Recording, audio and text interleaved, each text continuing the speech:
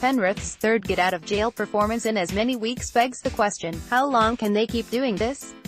The Panthers are a completely different team in the second half of games, highlighted with their late escapes in recent weeks and across the year. Some observers have pointed out they went away from former coach Anthony Griffin's old-school game plan to play catch-up football after trailing at halftime, while others believe their fitness and game management led by James Maloney and Nathan Cleary is first class. According to an NRL.com stats analysis, Penrith have scored the least amount of points than any other side in the opening 20 minutes of games, with a total of 68 points across the season. In return, they've conceded 130 points, the fourth worst in the competition behind Canberra, 168, Newcastle, 134, and the Gold Coast, 134, bringing their points differential to a competition low -62 in that period. "I don't know what's going on, we tend to get ourselves in a bit of a rabble," Panthers prop Reagan Campbell-Gillard said. "Things aren't working to how we want to play, frustration settles in.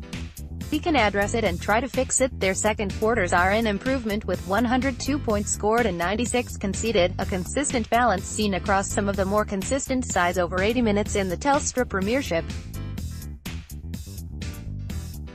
The Roosters, 72, and Canberra, 57, have the best points differential in this period. "We don't mind coming back from behind, so seem to play good footy after that," Panthers centre Dean Wara said. "We need to try and push that to the first half. Myself, it's pretty much the same mindset, especially on the weekend. We just dropped too much ball and tried to play safe. For us, it's about trying to point the last 20 minutes into the first half." Penrith's third and fourth quarters are their best and highest scoring combination. In the third quarter, the Panthers have scored the second highest amount of points with 130 to sit behind St. George Illawarra, while conceding a respectable 96 points for an overall advantage of 34. The best club over this quarter is the Roosters, 70 points differential, while the Knights, -87, concede more than they score in this period. Penrith's strongest area, their finishes, is where most of their games have been won. They've scored 165 points in the final 20 minutes of games and conceded just 67 for a competition-high differential of 98. Only Melbourne, 170 points, have scored more for a differential of 90. "We are very lucky with the position we're in," Panthers fullback Tyrone Peachey said. "We keep winning, so that's all that matters. It doesn't really matter how the game ended up.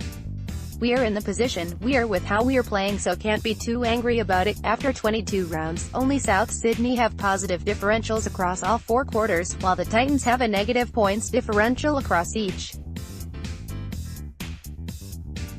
Cronulla, Melbourne, Brisbane and the Roosters have consistent numbers in each quarter with only minor differentials, indicating their tendencies to score points during any time of the game. In another highlight,